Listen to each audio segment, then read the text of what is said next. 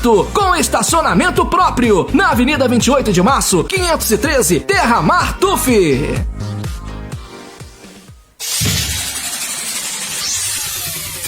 Começa agora o Folha no Ar, primeira edição.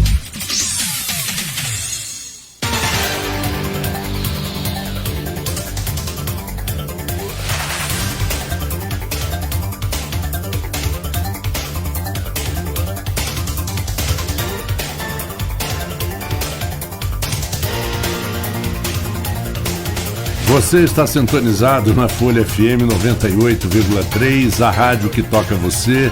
Hoje é segunda-feira, dia 11 de novembro de 2019. São 7h04. Bom dia, ouvintes da Folha FM. Eu sou Marco Antônio Rodrigues. Espero que todos tenham tido um excelente final de semana. Começa agora o Folha no Ar, primeira edição, oferecimento Laboratórios Plínio Bacelar e Clínica Proteus. Nós vamos aos principais assuntos e manchetes do jornal Folha da Manhã, mas antes a previsão para hoje de tempo parcialmente nublado, sujeito a pancadas de chuvas. Máxima de 33, mínima de 22, no momento no centro, 25 graus. Queda dos royalties e participação especial leva a contingenciamento na região. Campos teve na última sexta-feira o segundo menor repasse da história. Advogado cobra participação popular para superar a crise. Prefeitos falam dos impactos e consequências da redução. Por conta do tempo e dos eventos, a Praça do Liceu sofre com a deterioração. Na praia de Atafona, morre Ronaldo Cravo do bar Não Me Viu. Esse é um grande nome de bar. Prevenção, alerta sobre manutenção das pontes de Campos. Novembro Azul, ações para conscientizar os homens da importância dos exames preventivos. Aliás, Arnaldo, quarta-feira nós teremos aqui um entrevistado e nós falaremos muito sobre exatamente esse Novembro Azul e a importância da prevenção. Pontos de alagamentos, chuva forte ainda causa transtornos. E as expectativas do Natal chegando ao comércio para aquecer a economia. E você, ouvinte da Folha FM, que está chegando agora, pode acompanhar as nossas transmissões através de aplicativos iOS e Android, Facebook ou YouTube, em Folha FM 98,3, pelo nosso site, folhafm98.com.br ou também no radios.com.br. No programa de hoje, conosco, Arnaldo Neto. Arnaldo, um bom dia para você. Você está no microfone 2. Perfeito. Um bom dia para você, Arnaldo. Bom, eu não sei se nós entraríamos ainda no assunto do petróleo, ou se deixaríamos já para o segundo segmento, porque nós hoje teremos aqui, que já está aqui, o Wellington Abreu, que é o superintendente de petróleo e gás, biocombustíveis e tecnologia de São João da Barra. E o que você prefere? Bom dia, Marco Antônio, bom dia, Wellington, Beto, todos os ouvintes da Folha FM 98.3. A gente pode deixar essa questão dos royalties para a gente conversar já no próximo bloco com o Wellington, com certeza, até porque vai ser o fio condutor da nossa conversa, né? Campos, por exemplo, teve o segundo menor repasse da história em participação especial e toda a região amargou queda, com exceção de Quissamã, que teve uma alta ali de 200%, mas em relação a um valor muito baixo. Então a gente vai falar sobre isso no próximo bloco, inclusive com essa questão do Gustavo Oviedo, que já esteve aqui no programa com a gente, e ele que faz esse alerta para que a população se mobilize, a sociedade civil organizada esteja mobilizada para enfrentar esse momento de crise que vai muito além do adiamento para 22 de abril do julgamento, claro, da partilha dos royalties, né? E 22 aliás, de abril é logo ali, esse né? adiamento até 22 de abril, esse adiamento ele é exatamente tema de uma pergunta minha para o Wellington logo depois. Mas então tá certo. Vamos às principais notícias. Você falou aí sobre a morte do Ronaldo. Do Ronaldo Cravo, né? Ronaldo Cravo do bar Não Me Viu. O Ronaldo faleceu no sábado, a gente recebeu a notícia no sábado à noite. Com muita tristeza, a gente recebe a notícia. O Ronaldo é tio da minha mãe, meu parente, ele seria irmão do meu avô, parte da minha mãe, avô materno. A gente recebeu a notícia no sábado do falecimento de forma repentina. Muito conhecido desde a época do Pontal, do Palafito do Pontal. Ele tocou palafita ali na época áurea, digamos, do Pontal de Atafona, década de 70 e 80, e dali muita gente o conhecia e acabou falecendo. A informação que a gente teve foi do infarto nesse sábado, e foi sepultado. Na verdade, foi na noite de sexta-feira o falecimento, né? O sepultamento aconteceu na tarde do sábado. Muita comoção na rede social, essa questão repercutiu bastante. E falando na questão de Atafona, Marco, como que a Atafona se reinventa? A gente recebeu tantas imagens, até a principal foto da edição de ontem e de hoje da Folha da Manhã, com relação à mudança do fechamento da Foz e a quantidade de pessoas que estão comparecendo ali à região do Pontal de Atafona, onde era o Pontal, né? Tá essa discussão aí, com essa questão da vulnerabilidade, essa questão, a qualidade da água ali, se aquela água é corrente ou não. Isso o INEA está apurando. Só no mês que vem que a gente vai ter aí o primeiro relatório com relação à vulnerabilidade. Acho muito difícil que a água seja uma água limpa, até porque ali é a Foz, né, tudo vai desaguando ali, vai chegando ali, então acho difícil que a água chegue ali em condições que o INEA considere própria para banho, mas tem dado muita gente. Eu tive lá ontem, eu fui a casa ontem por volta das 3 horas, um bate e volta rapidinho, para entrar ali onde a gente chama que é a Baixada, que é onde a gente mora, que é o acesso ao Pontal. Não é fácil. Guarda Civil Municipal, Polícia Militar, carro estacionado até a Igreja da Penha e aquilo tudo lotado de ponta a ponta. E isso que não chegou o verão ainda. E você sabe que tem uma coisa que irrita muito ao morador ou a quem tem suas casas antigas, é que as pessoas, elas param na garagem e não querem nem saber. Não querem nem saber, não adianta nem você falar, eles viram as costas e vão embora. Isso tem demais, só que é bom destacar que a Prefeitura de São João da Barra mobilizou equipes de Guarda Civil Municipal e de Polícia Militar desde o fechamento da Foz, porque virou meio que um atrativo, todo mundo queria ir lá ver o que aconteceu, o Pontal juntou com a Ilha da Convivência, então muita gente começou a frequentar aquela área ali para saber realmente o que aconteceu, que é questão de curiosidade, é o que sempre acontece no avanço do mar também, né? Questão de curiosidade, sempre vai juntando muita gente, mas a Prefeitura de imediato montou uma equipe da Guarda Civil Municipal, com apoio da Polícia Militar, para fazer ali aquela questão de organização do trânsito. Ontem até um amigo meu que veio comigo no final da tarde para a gente assistir o jogo do Flamengo, aqui em Campos com os outros amigos, ele estava falando que ele tentou entrar na Baixada ali para ir à casa da avó dele e a guarda não deixou. Perguntou se ele tinha como deixar o carro na garagem. Se não tivesse como deixar na garagem, não podia entrar, tinha que deixar o carro estacionado fora e ir a pé. Então a questão de organização do trânsito está acontecendo. Há uma tentativa ali de acontecer, pelo menos em Atafona. Mas é bom destacar que existem mensagens circulando em redes sociais falando sobre o risco de contaminação com contato com a água ali do Paraíba. Essas mensagens não são verdadeiras, elas não são avalizadas por nenhum órgão ambiental sério, competente. Então são mensagens, são aquelas famosas fake news que são espalhadas em grupos de rede social. O que tem que se aguardar, a gente falou sobre isso aqui na quarta-feira, naquele programa que a gente recebeu o geógrafo Eduardo Bulhões e também o João Siqueira do Comitê do Baixo Paraíba. O que tem que se aguardar é o relatório do INEA com essa questão da vulnerabilidade. Isso deve sair somente no mês que vem. As primeiras coletas começaram a ser feitas na semana passada e esse resultado só sai no mês de dezembro. Bom, e outro detalhe interessante que acho que a gente pode comentar também, Arnaldo, é o seguinte: não existe nada que o homem faça, construção, tudo exige manutenção.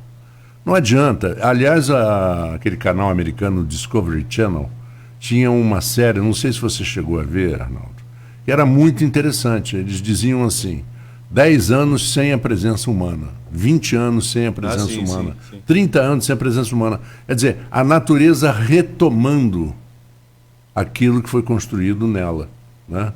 É impressionante como retoma. Tanto que essa história, quando falam assim, estão devastando a Amazônia eternamente, eu dou risada, porque não vai.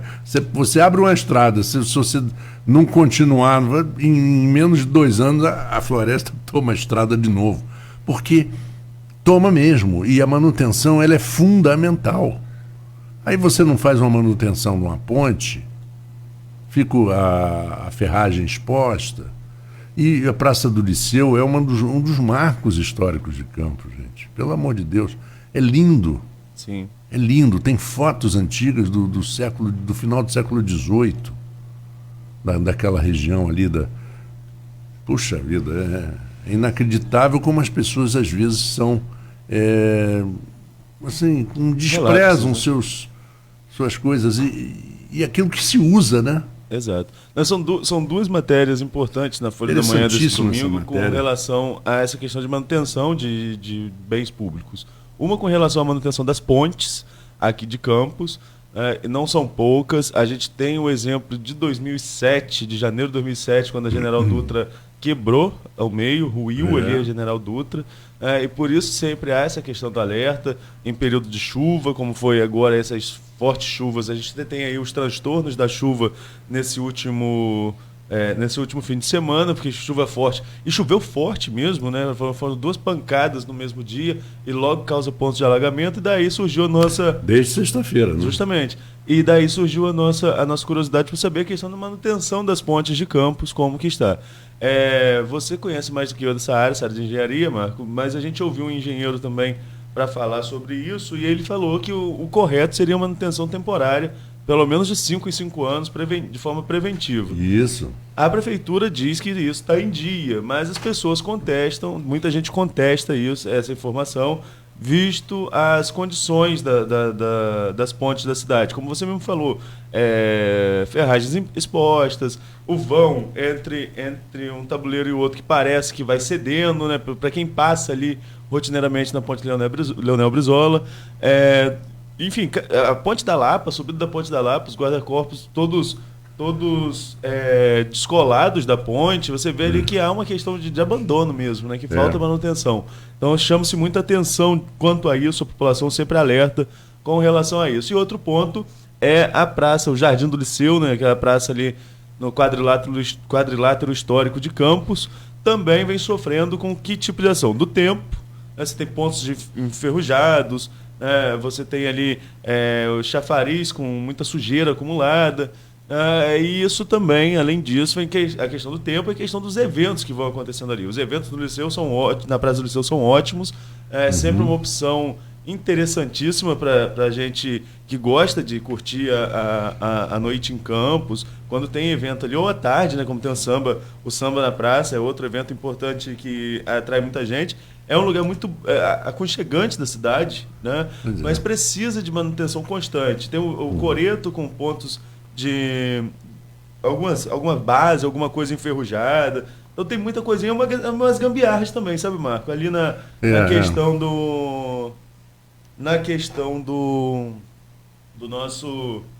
da nossa iluminação ali, tem a luminária, não tem lâmpada e tem a gambiarra com um refletorzinho para atender. Atende? Claro que atende, porque é melhor ter o refletor do que não ter iluminação nenhuma. Mas claro, dá um aspecto de abandono, um aspecto de gambiarra mesmo, de que isso não está sendo bem cuidado. E ali precisa estar sempre bem cuidado, porque, como eu falei, é um lugar extremamente aconchegante da cidade, que todo mundo gosta de participar dos eventos quando acontece. Interessante que você vai estar mesmo no verão, né, você chegando ali na Praça do Liceu, é mais agradável a temperatura, né? É diferente. Pouquinho, né? É diferente. É um lugar interessante. É uma pena porque, às vezes, quem usa o espaço para fazer um evento, às vezes deveria dar um pouco mais de atenção, porque pode ser que amanhã a prefeitura tome uma providência e proíba. Olha, então, a partir de agora está proibido, porque não é possível. As pessoas deixam lixo no chão. E não é só a gente fala do abandono, às vezes de falta de manutenção, mas as pessoas também estão pouco ligando, né? É um tal de jogar lixo no chão. Justamente. Você tem lixo acumulado no chafariz. Você tem lixo acumulado no chafariz só porque alguém jogou, né? O lixo não chega ali sozinho.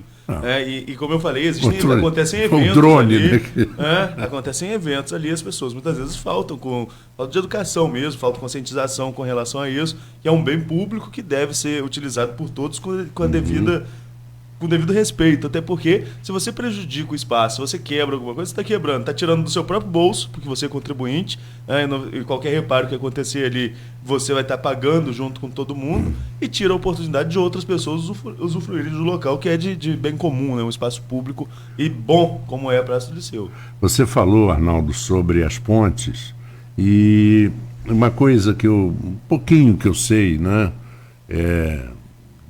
dessa história de ponte e tal, é que, por exemplo, rede social. Outro dia puseram uma foto que viralizou nas redes sociais da ponte Rio-Niterói.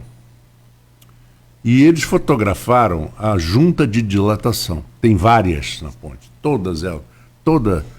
Os vãos têm junta de dilatação, né? Porque se não tiver, cai a ponte. A junta de dilatação, ela é necessária por uma questão de dilatação, o nome está dizendo, porque o material dilata, calor, frio, retrai, né? E outras pessoas colocam, assim, eu estava na ponte de Niterói, tinha um engarrafamento e a ponte tremia. Ai, que medo. Eu falei, amigo, no dia que não tremer, saia correndo, porque aí vai cair.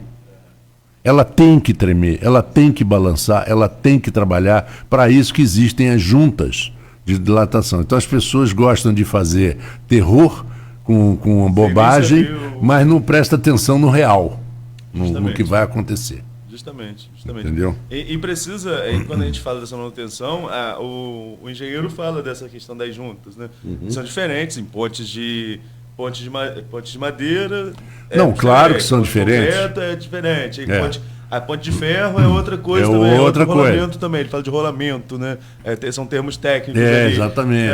Mas o que ele chama atenção é dessa manutenção preventiva que tem que acontecer. Porque aqui no nosso país é tudo tudo para depois, né? Quando acontece uma tragédia. É tudo curativo. Nunca é preventivo. Justamente. Quando foi o caso da Boate Kiss, por exemplo, né? Eu tinha, na época. Eu frequentava muitas casas noturnas, não que hoje eu deixei de frequentar, mas na época era mais intenso. Mas o que teve de casa que fechou naquela época por falta de alvará, por falta de saída de emergência, porque abriu-se um alerta depois daquela tragédia que aconteceu.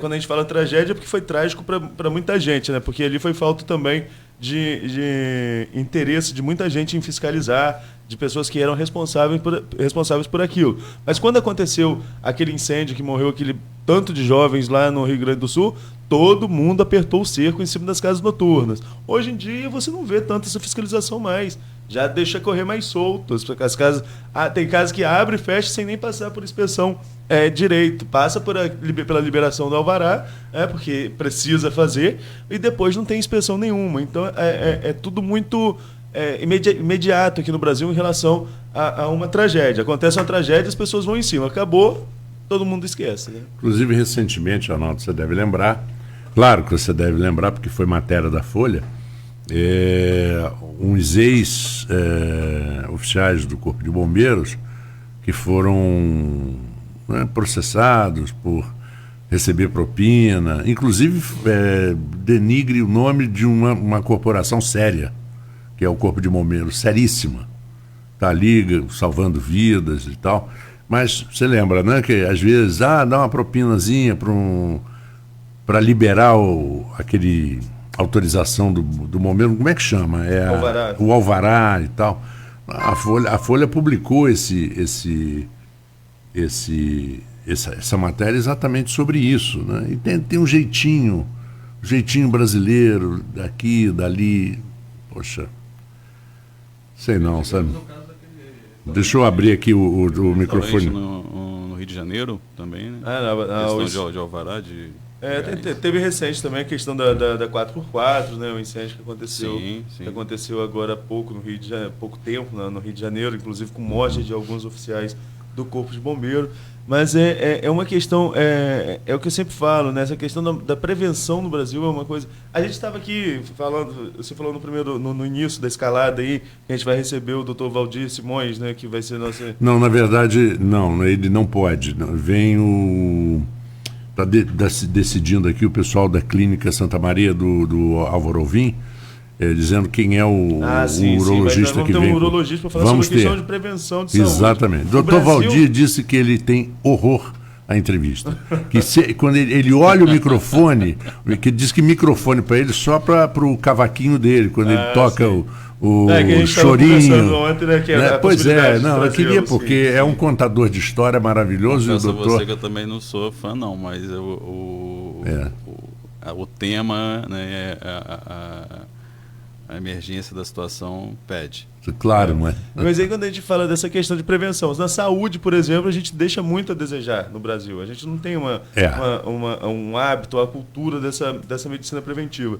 E assim também é com relação ao poder público de maneira geral, seja a esfera estadual, municipal ou federal, com relação à manutenção de bens públicos, a manutenção do patrimônio público. Espera-se, talvez até mesmo por rentabilidade, espera-se que se desgaste um bem público, que se acabe um bem público para depois reformar, ao invés de fazer ali uma manutenção que daria uma vida útil maior. Na verdade, tem que acabar esse famoso jeitinho brasileiro. Justamente. Né? Nós vimos essa história da ponte de São João da Barra até São Francisco, é um exemplo. Se não concluir, vai acabar tendo que reformar o que mal iniciou. Falar nisso, Marco, eu queria escrever sobre, e eu estou enrolando e não escrevi, a natureza, né, claro que com toda a ação do homem, que fez aí várias intervenções no Rio, fez com que o Rio perdeu a força, a natureza foi mais célere em unir dois municípios do que a construção, né? Porque a ponte não acabou e juntou lá a Tafona com a Ilha da Convivência, que é São Francisco.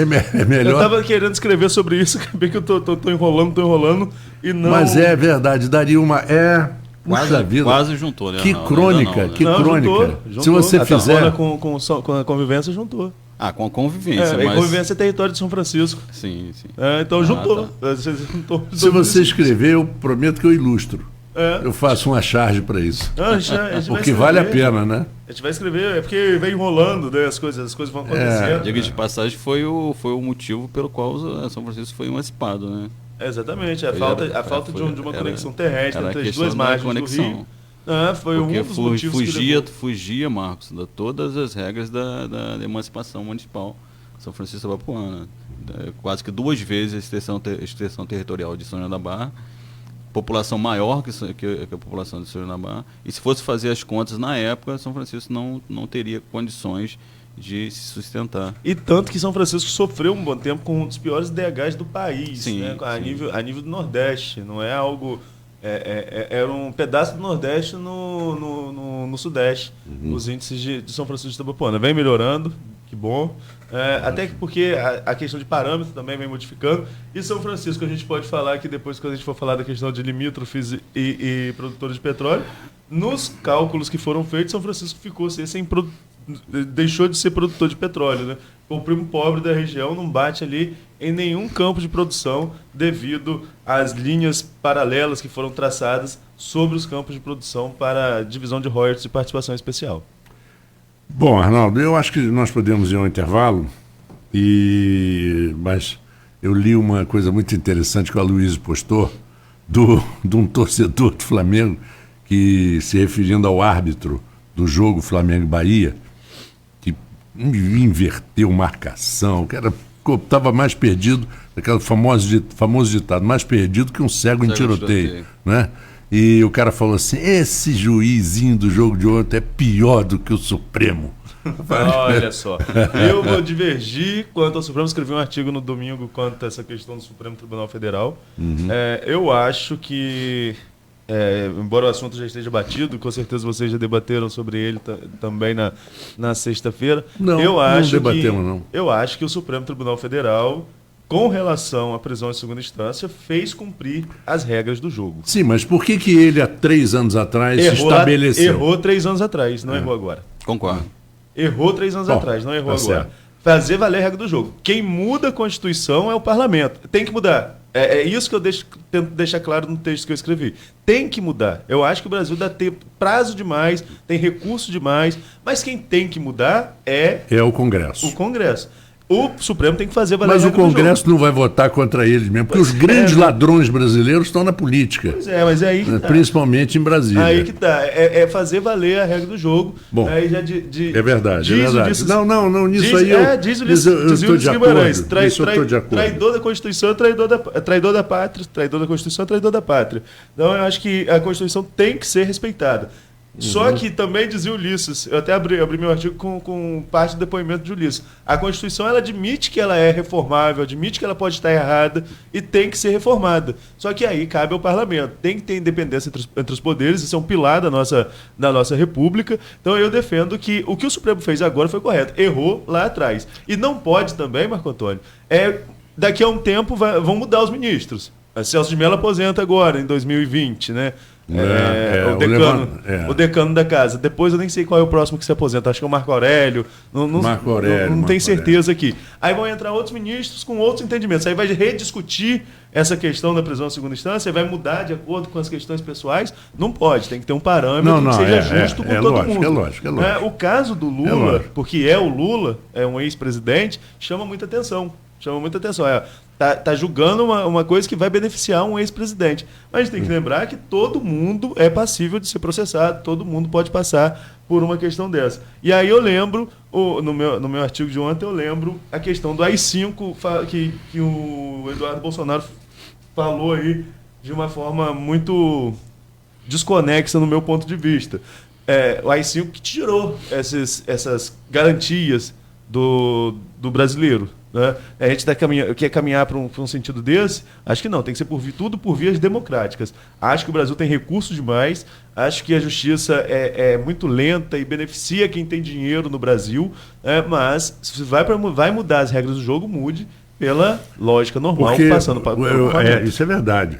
Inclusive, você vê, por exemplo. Desculpa, mas inclusive isso é tema do que eu quero tratar aqui também, que tem muito a ver com royalties do petróleo, com questão que você falou com relação à questão de redistribuição de royalties, inclusive a questão do Supremo, a questão da Câmara, do Legislativo, digo, Parlamento, Senado e Câmara, e tem muito a ver com a questão do Lula, tem muito a ver também a questão do AI-5, tudo vem lá de trás. Entendeu? Sim, e agora o que as pessoas vão perceber agora, porque eu não sei, eu não confio que a imprensa vai divulgar muito, é que, por exemplo, quem está sendo solto com essa decisão correta do Supremo são Lula, Zé Dirceu, os colarinhos brancos e os grandes nomes das grandes organizações criminosas, como o PCC, essa turma toda que tem advogado forte. Mas nem tanto, sabe por quê? Porque existe um instrumento. Três já foram. Três já foram. Tem que tomar muito cuidado com rede social. Tem gente compartilhando negócio não tem nada a ver uma coisa com a outra. Eu concordo. Inclusive ontem eu esclareci para algumas pessoas um caso que eu vi várias vezes em Facebook, em rede social, sem querer citar nome, é o caso da menina, da filha do Alexandre Nardoni, que o habeas corpus dele já tinha sido votado antes, né, e ele estava em regime semiaberto. Não teve nada a ver, aí pega aquilo ali dizendo que o Supremo beneficiou o assassino de criança. Justamente, entendeu? não é então, isso. Não. Eu acho que essas questões, como você estava falando, a questão da ponte... Mas o caso do Nardoni, essa propagação dessas notícias, eu acho que não só são irresponsáveis, como são passíveis de punição. Sim. Que já foi votado isso no parlamento, que isso aí já mas o caso, falsas, por exemplo... americanizando fake news, hoje é crime.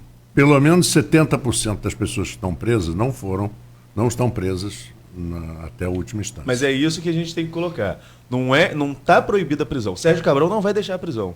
Eduardo Cunha não vai deixar a prisão. Por quê? Existem contra eles outros instrumentos jurídicos que o impedem de sair da prisão. Entendeu? Eles estão condenados. O Cabral chega a estar condenado em segunda instância, o Cunha eu não tenho certeza, mas eles estão presos preventivamente. Isso acontece também com outros, com traficantes, como você colocou, com outros criminosos que estão presos preventivamente. O caso do Marcola. O Marcola foi... Eu não queria entrar nesse tema, mas é paixão. Eu sou brasileiro.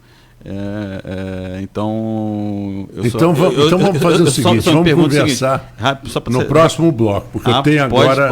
eu tenho agora um break, já são 7h32, eu já deveria ter feito esse break às 7h20. Mas é isso, eu só queria deixar claro, Marcos, só para a gente concluir um segundo, é que a gente tem que tomar muito cuidado com relação à pós-verdade, essa discussão em rede social. Com certeza. Não é tudo que tá. Todo mundo que está sendo solto, o Elton lembrou ali o caso Nardoni e querem botar na conta dessa decisão do STF. Não é isso. Né? Sou a favor do cumprimento da pena em segunda instância, sou a favor, mas tem que mudar pela regra do jogo, tem que mudar pelo parlamento. Concordo. Concordo. E também tinha que mudar a quantidade de recursos. Porque a justiça são 30 recursos. Um cara é condenado a recurso infringente, não sei o quê.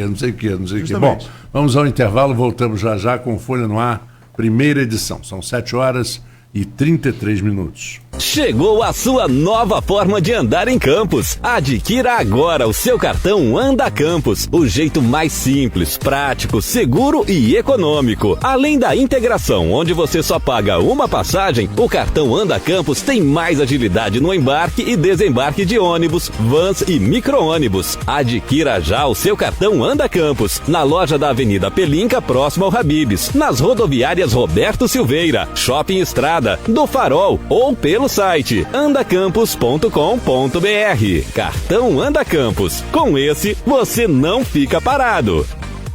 A Proteus, moderna empresa especializada em medicina e segurança do trabalho, está preparada para atender e implantar as necessidades de saúde e segurança do trabalho e do e-social na sua empresa. Acesse proteusmedicinadotrabalho.com.br ou ligue 2725-0878 e conheça todas as soluções inteligentes que oferecemos. Proteus, qualidade reconhecida e certificada ISO 9001-2015.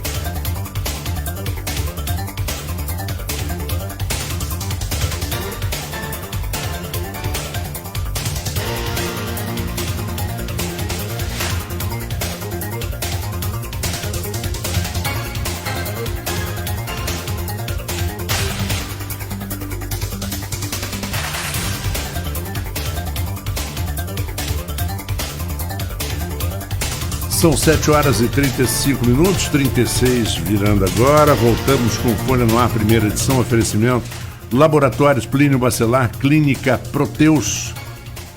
E vamos seguindo. Nós temos hoje aqui agora oficialmente a participação do nosso convidado, Wellington Abreu da Silva.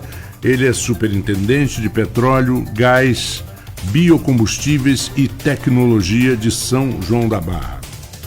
E para você ouvinte que está chegando agora, nós temos aqui participando do programa, como sempre, Arnaldo Neto, jornalista, editor da Folha da Manhã.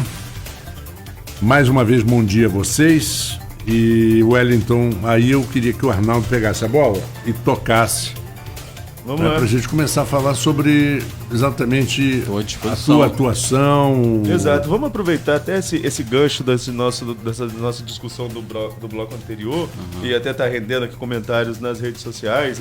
Por exemplo, a Adriana Mello, quando falamos que era correta a nossa colocação, acredito que seja com relação a essa questão da segunda instância, né? Porque o Supremo fez valer as regras do jogo. Maurício Furel Batista dizendo: sou a favor da segunda instância, que mudem a Constituição Federal. São muitos fake news com relação à decisão do Supremo, outro assunto que a gente debateu aqui. A auxiliadora Fazoli, acredito que seja essa a pronúncia, diz que a mudança tem que ser feita pelo Legislativo, como nós colocamos também. O Judiciário aplicou o que está na lei da Constituição Federal de 88, também justamente o que a gente colocou, né? O Supremo fez valer as regras do jogo. Então vamos aproveitar esse gancho do Supremo, fazendo valer as regras do jogo, Wellington, para a gente falar antes até do nosso assunto principal, que é essa queda absurda da participação especial do repasse da sexta-feira.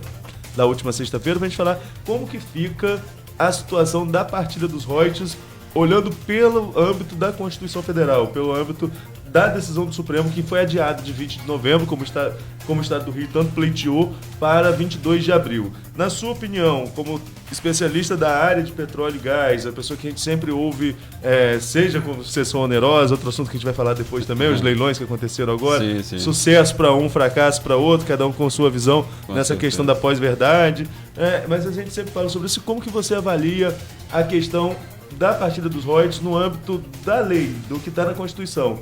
Você acha que o Estado do Rio tem chance de vencer no Supremo Tribunal Federal? Bom dia.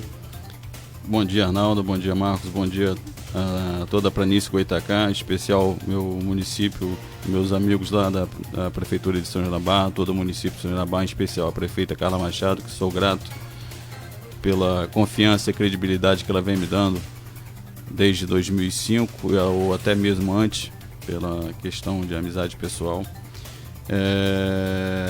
Peço-me escusas aqui, inteiradas, porque você já tinha feito um convite, Arnaldo, anterior, para ter vindo aqui, e eu não pude na oportunidade falar sobre a questão da sessão onerosa. O assunto realmente digamos assim, é espinhoso, é bem complexo, né? Eu fiz aqui 13 pontos, o número não é nada sugestivo, não tem nada, né, tem nada com relação a questões políticas. Só para esclarecer, meu partido é São João da Barra, meu partido é Estado do Rio de Janeiro, meu partido é o Brasil, sou um patriota, um nacionalista de carteirinha, e então eu não estou aqui para defender partido A, nem partido B, nem partido C, só para deixar bem claro. Eu queria começar, antes de começar a responder você com relação a essa questão de redistribuição, falando o seguinte: o Brasil padece de sérios defeitos de fabricação. É boa. Isso não é uma frase minha, não. Isso é uma frase do ex-ministro Aires de Brito, decano, que saiu do Supremo Tribunal Federal. E eu achei isso por demais importante, porque o problema não é de agora.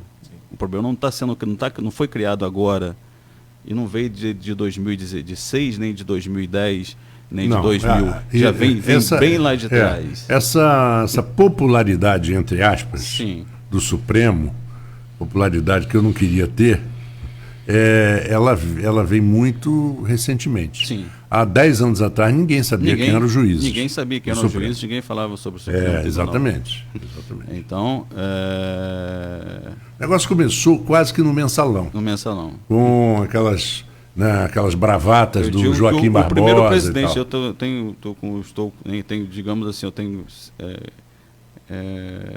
46 anos biológicos, digamos assim, mas o primeiro presidente da República que eu me recordo é o João Figueiredo, né? E após isso veio a Constituição de 88, e vocês sabem quantas emendas nós tivemos à Constituição em 31 anos? 102 emendas em 31 anos. Marcos, você sabe quantas emendas tem a Constituição americana em 230 anos? 27 emendas. Fica difícil legislar, fica difícil até mesmo nós, eu como sociedade civil, como cidadão, saber o que é certo e o que é incerto no país, mediante tanta modificação legislativa. E nós estamos nesse problema, eu estou até fugindo no roteiro que eu tracei aqui, nós estamos nesse problema hoje de redistribuição de royalties, justamente por isso. Por esse excesso de propostas e emendas à Constituição. E algumas imorais, que né? são imorais, e que muitas das vezes, maioria das vezes, digo isso de carteira, porque eu assisto a TV Câmara e assisto a TV Senado, a maioria dos parlamentares votam sem saber o que estão votando. Eles votam porque tem E a barganha. a questão do pré-sal foi votado sem saber o que eles estavam votando. Você está entendendo, Arnaldo? Então, por isso que gerou essa polêmica toda. Então, Wellington, deixa eu só colocar uma coisinha. Evidentemente, ficou muito claro que aquela emenda do Y. Pinheiro, que gerou essa votação e tal em 2013, ela foi pura e exclusivamente eleitoreira. Foi só para o né? Aquele deputado daquele município, tá vendo, vou conseguir que vocês recebam o royalties do petróleo. E às vezes o dinheiro que vai entrar não dá para pagar as contas de luz do município. Vou fazer com certeza, concordo com você, vou fazer um breve passagem aqui para não me alongar, eu sei que o tempo é curto, né? Mas, Marcos, o Brasil é um país rico demais, nós sabemos disso, todo brasileiro sabe disso, a gente sabe, rico em questões turísticas, rico em questão, como você mesmo falou, eu também sou fã do Discovery Channel e outros canais que falam com relação a questões ambientais, rico em minérios, né, como no nióbio, em outros, grafeno, como estão falando agora, e o nosso presidente fala muito, e muito miscigenado e desigual, você está entendendo? E se a gente for começar lá de trás, nós tivemos o quê? Nós tivemos o ciclo do pau-brasil, nós tivemos o ciclo depois da cana-de-açúcar, nós tivemos o ciclo do ouro, nós tivemos o ciclo do algodão, tivemos o ciclo do café, tivemos o ciclo da borracha, tivemos a capital no estado nosso, do nosso país, no estado do Rio de Janeiro. O que ficou de aproveitável para o país, para o nosso país? Disso tudo? Acho que pouco. Em 1939 foi feito o primeiro poço de petróleo em Lobato, estado na cidade da Bahia. Diga-se de Lobato não por nome Monteiro Lobato, mas Monteiro Lobato foi o pioneiro já nessa época, na década de 30, uma briga dele com Getúlio Vargas na questão do petróleo, foi onde o Brasil começou a mexer na questão do petróleo, nessa época. E nessa época já havia uma briga, digamos assim, intervenções americanas e de outros países para começar a extrair e aí sendo influentes também na extração do petróleo brasileiro. Diga-se de passagem, na época era a Standard de óleo, que hoje virou a Chevron, a ExxonMobil e a BP. Então, aqui é um ponto... BP, British Petróleo...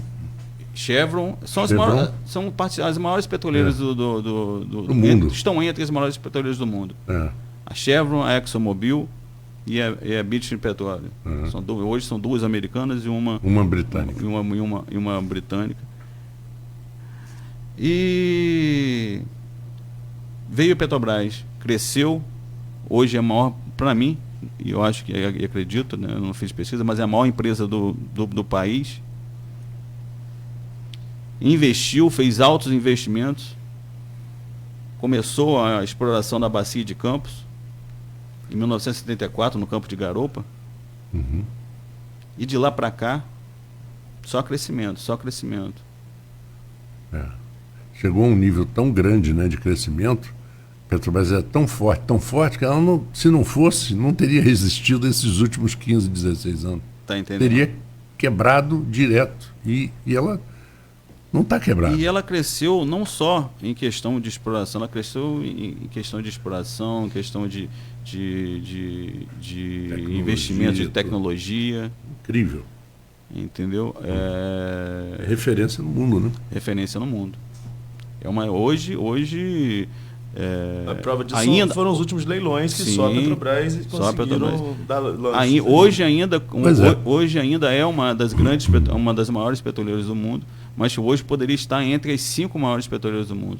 Não estou dando aqui, não estou jogando culpa, nem criticando políticos, nem governos. Entendeu? Mas os escândalos de corrupção que aconteceram, com certeza, e viscerados aí pela Lava Jato, né, levaram a isso. E aí, o Marcos e Arnaldo, a Petrobras começou a descobrir campos gigantes, que são campos, perante a classificação internacional, os campos gigantes são campos acima de de reservas de 500 milhões de barris de petróleo. Vieram os campos de Albacora, os campos de Marne, os campos de Roncador, o campo de Barracuda, de Caratinga. E tem os campos super gigantes, que são esses campos que nós temos hoje no pré-sal. E os mega gigantes que nós não temos por enquanto por aqui, ou se temos ainda não foram descobertos, que são campos que por enquanto só na Arábia Saudita, onde a Saudi Aramco, aquela que teve aquele incidente agora mais recentemente. Mediante isso daí, né, veio a descoberta do pré-sal. Até então ninguém se tinha notícias com relação a essas questões de royalties, de participação especial do Rio de Janeiro e Campos.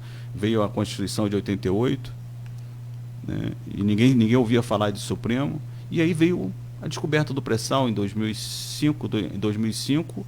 Já vi, acredito eu, que entre 2003 e 2003 o Guilherme Estrela estava na Petrobras. Ninguém melhor do que ele para falar sobre isso, e a diretora também da ANP, Magna Chamber, são pessoas inteligentíssimas, têm um poder né, ninguém para conhecer melhor a respeito dessa situação. Mas relatando, depois disso, entre 2004 até 2005, eles estavam, digamos assim, firmando os dados. Em 2006 houve a divulgação do poderio do pré-sal. Digamos assim, o que foi divulgado, e isso eu já assisti até uma gravação de uma conversa do próprio Haroldo Lima, na época, como presidente, como diretor-geral da ANP, iria tornar o Brasil já um participante da OPEP, da Organização dos Países Exportadores de Petróleo. Então, na época, Arnaldo, a ANP estava para fazer uma licitação onde incluía blocos do pré-sal, e o presidente falou assim: não, esses blocos não tem que entrar. Vamos tratar isso aqui. Então foi feito o quê? Foi feito uma articulação política para, olha, isso aqui é digamos assim, uma joia, foi descoberto, vamos tratar de uma forma diferenciada, porque nós precisamos agora capitanear isso aí da melhor forma. Até então nós tínhamos o regime de concessão, que era o regime que ditava a exploração de toda a bacia de Campos, que correspondia por mais de 85% do petróleo extraído em todo o país. Após esse 2006, foi formada uma comissão interministerial pelo então Haroldo Lima, pelo ministro Paulo Bernardo, pelo Sérgio Gabrielli, pelo ministro Edson Lobão e pela Dilma Rousseff. Foi onde eles fizeram 4 projetos de lei. 4 projetos de lei. Não foram propostas de emenda à Constituição. Só para deixar registrado. Sim. 4 projetos de lei. Um deles criando o processo de partilha, onde iria dar um tratamento especial para o pré-sal, trazendo mais recursos para a União e para os estados, fortalecendo, digamos assim, entre aspas. Eles copiaram, né, volto a falar, não estou sendo partidário, eles copiaram, né, o Haroldo Lima mesmo, nas palavras dele, falou: nós buscamos uma regulação para poder tirar esses blocos do pré-sal da então, acho que, se não me engano, 11ª ou 10ª rodada de licitação da ANP. Buscamos uma solução aonde? No regime da Angola, para implantar no país, no nosso país, que era o regime de partilha. Queria, digamos assim, enriquecer o país e trazer mais riquezas para o nosso país. Então foi criado um projeto de lei para fazer isso. Foi criado também um outro projeto de lei para criar o Fundo Social, onde esse Fundo Social iria receber esses recursos, e aí esse Fundo Social iria dividir esses recursos para os demais estados e demais municípios do país, com aplicabilidade em saúde e educação. A ideia era ótima. Foi criado também a PPSA, a Pré-Sal Petróleo S.A., que seria hoje está em vigor, o Fundo Social está em vigor, o processo de partilha está em vigor, mas sob júdice, e a PPSA foi criada para poder administrar todo esse recurso do pré-sal. E, em quarto, a tão falada cessão onerosa que nós ouvimos falar tanto agora nesse meio. Só que, digamos, como um velho ditado, esqueceram de combinar com os russos, né? Sim. No meio disso tudo, 3 processos passaram, mas um ficou travado. Esses projetos deram entrada em 2010. Essa tramitação durou, acho que, se não me engano, foi no segundo mandato do Lula, foi no primeiro da Dilma. Passou a questão aí veio a emenda IBSE. Passou com a Dilma. Passou com a Dilma, foram os 4 projetos de lei. Entrou a emenda IBSE, como você falou, Marcos. Veio a tão falada emenda IBSE no Senado, e aí atrapalhou o meio-campo todo, onde começou a gerar toda essa controvérsia de redistribuição de royalties. Em 2014 explodiu a Lava Jato, e aí tudo parou. Paralisaram as licitações da ANP, a indústria do petróleo parou, o país parou, o desemprego cresceu. Volto a falar, não estou criticando nenhuma questão. Sim, mas pontual. é a consequência. Foi a consequência. Estou narrando os fatos, no meu ponto de vista técnico. As consequências. Tá ok? Não tá ok também, não é? Também não tem. Não tem nada.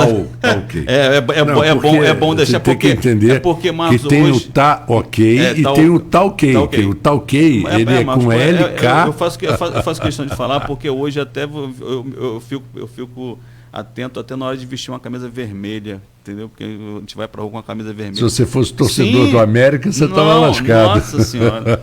Então, tá complexo.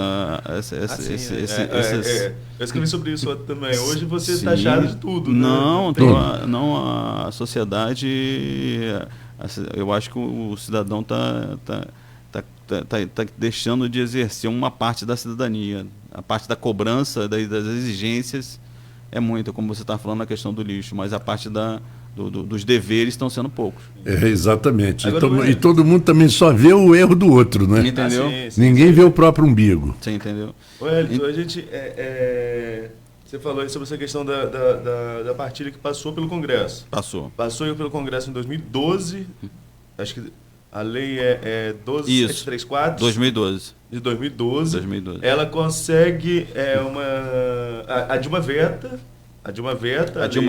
O Congresso derruba o veto. O Congresso derruba o veto. E aí o Estado do Rio entra com ação direta de inconstitucionalidade. E a Carmen Lúcia dá a liminar, e é essa liminar que tem em jogo. O Supremo, no meu ponto de vista, eu não sou advogado, não sou tributarista, mas também não sou da área jurídica, não sou jurista. No meu ponto de vista, o que eu vejo, o que eu leio na Constituição, a Constituição é clara, ela está lá, ela fala. E tanto que agora, numa votação de 2 semanas atrás, de uma ação direta de inconstitucionalidade impetrada pelo Estado do Espírito Santo, a maioria dos ministros concordaram com a questão da territorialidade do petróleo.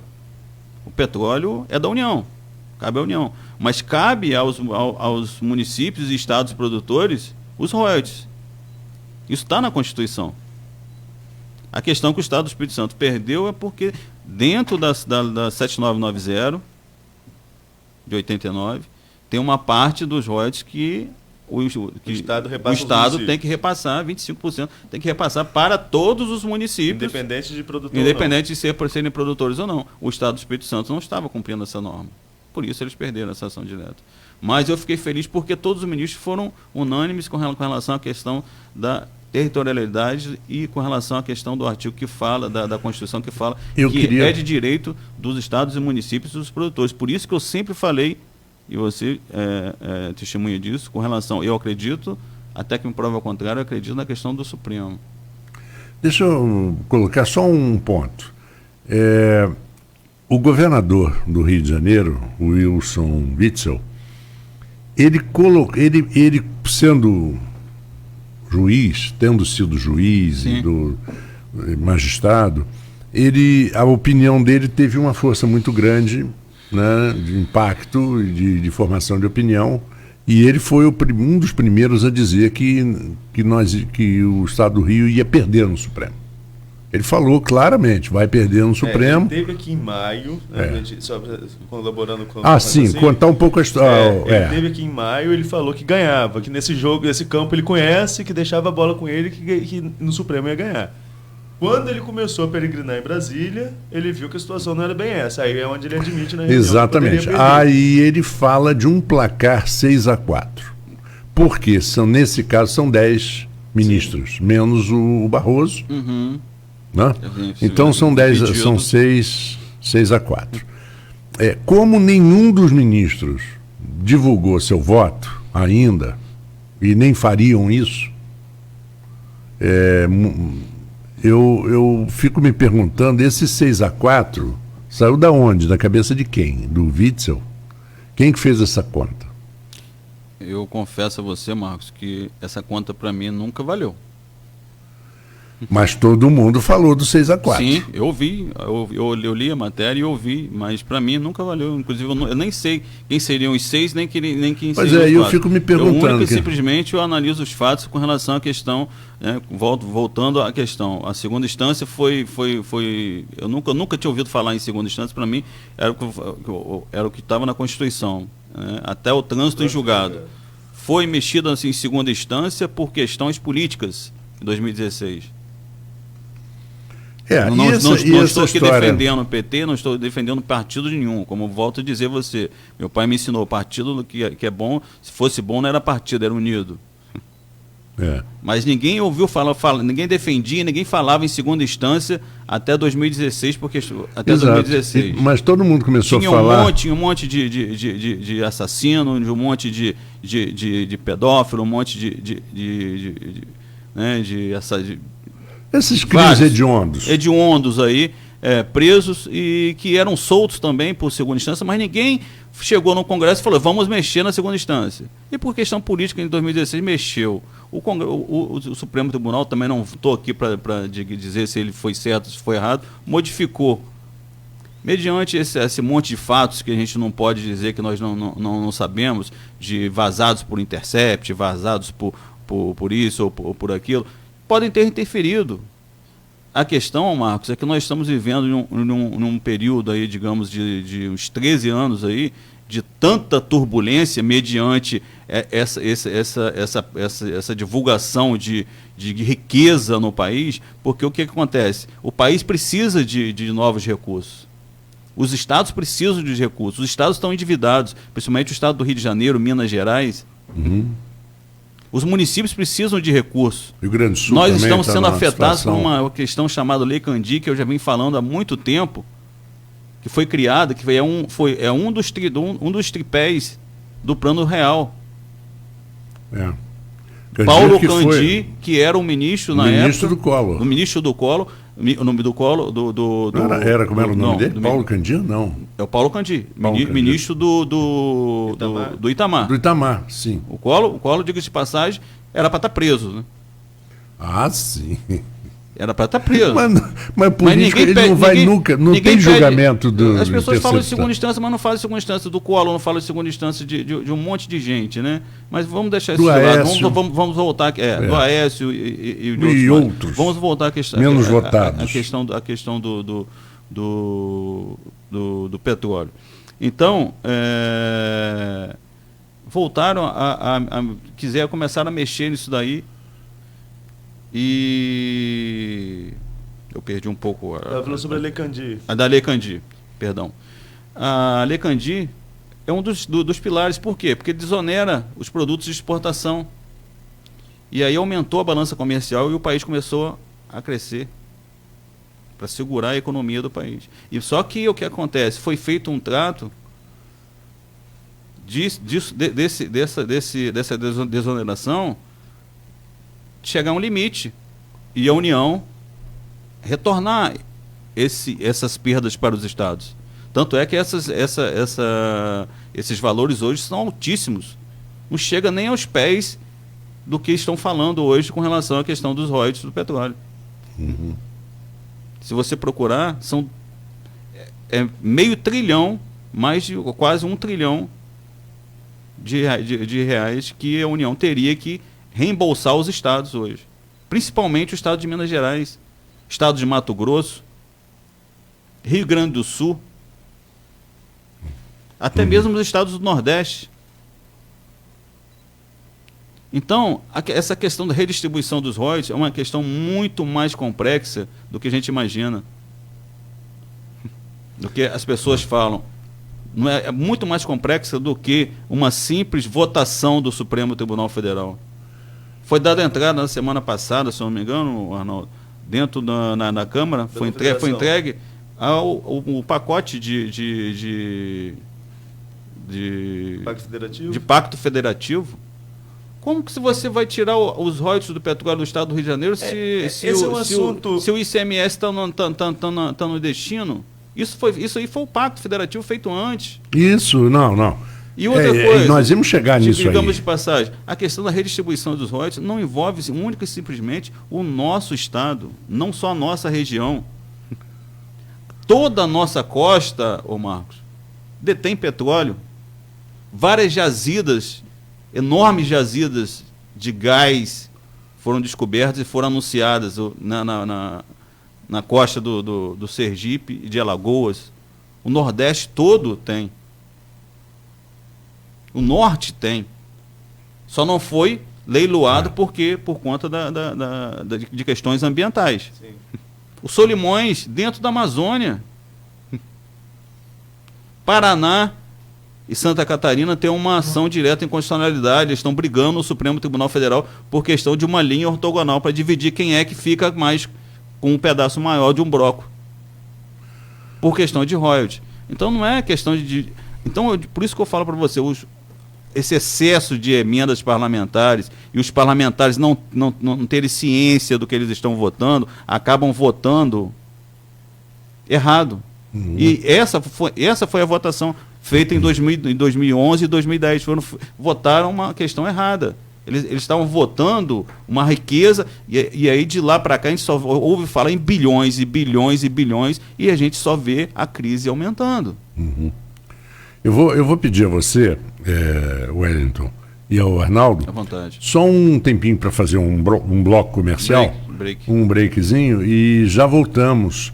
E colocar também uma coisa para o próximo bloco, quando você fala que os deputados e os congressistas, de uma maneira geral, não sabem nem no que estão votando, a impressão que dá, e eu gostaria que você falasse um pouquinho disso depois do intervalo, sim, é que eles votam naquilo que é o interesse de lobby do partido, do grupo, para beneficiar fulano Beltrano. Ainda bem que você colocou, mas mas é muito evidente, é muito evidente. Lógico, a gente não pode acusar e falar, tá aqui. Não tem. Mas que fica tão evidente, fica, né? Como essa história de segunda instância, como você falou. Sim. Político nenhum vai querer a prisão em segunda instância, por isso que não vai passar no Congresso, porque senão a metade vai ser presa.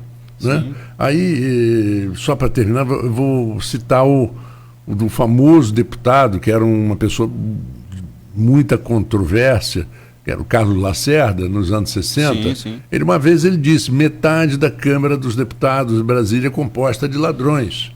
Aí houve uma grita geral, né? E obrigaram ele a se retratar, e ele se retratou.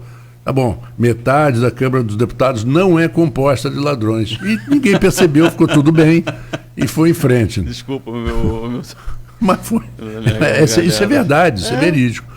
Então nós vamos a um pequeno intervalo e já voltamos. Vamos lá. Domingo, dia 8 de dezembro, no Asilo do Carmo, em Campos. 21º almoço de confraternização dos associados do Plano Boa Viagem. Muitos prêmios, shows, brincadeiras e muito mais. É só levar 2 quilos de alimentos não perecíveis em uma de nossas lojas e trocar pelo seu convite. Maiores informações 0800 282 1610. Plano Boa Viagem, mais que um plano, uma tranquilidade. Sabe por quê? A gente escolhe o Easy Sensa? Aqui a gente experimenta e aprende na prática. O Easy te coloca no mercado de trabalho. Vestibular 2020. Prova 23 de novembro. Fisioterapia, arquitetura e urbanismo, pedagogia, psicologia, administração, engenharias civil, mecânica de produção, enfermagem, educação física e direito. Inscrições gratuitas no site www.easysensa.edu.br. Vem pro Easy. A rede de drogarias Leopoldina, hoje com 10 lojas, é uma das empresas 100% campista. Por isso, a relação com seus clientes vai muito além de vender remédios. A rede de drogarias Leopoldina tem como prioridades a sua saúde, bem-estar e qualidade de vida. Desta forma, mantém a excelência no atendimento, menor preço, entrega rápida e fazem até 3 vezes nos cartões. Drogarias Leopoldina de Campos. Qualidade e confiança. Quando se pensa em exames laboratoriais, logo vem em nossa cabeça Laboratório Plínio Bacelar. Exames de rotina e os mais complexos, como exames de genética e biologia molecular, através do setor de Biomol. O Laboratório Plínio Bacelar acompanha a tendência mundial em exames laboratoriais, com o que há de mais moderno e tecnológico para garantir o melhor resultado, auxiliando a classe médica na prevenção, no diagnóstico e no tratamento dos pacientes. Laboratório Plínio Bacelar. Compromisso com a qualidade desde 1942. A Rio Piscinas Campos tem as piscinas dos sonhos com um precinho que cabe no seu bolso, com 25% de desconto à vista ou em até 20 vezes sem entrada e com 20 anos de garantia. Piscinas completas desde a escavação até o primeiro mergulho. Rio Piscinas Campos. Faça seu orçamento já. 2725-4877 ou 99605-2827. Compre sua piscina na Rio Piscinas Campos e concorra a um carro 0 km. Rio Piscinas Campos. Um mergulho inesquecível. Avenida 28 de Março, 712. Parque Tarcísio Miranda. Campos Delivery está de volta com o irresistível frango frito crocante e o espetinho maravilhoso. Campos Delivery está arrebentando no sabor. Vai lá e coma frango frito e aquele espeto com carnes exclusivas.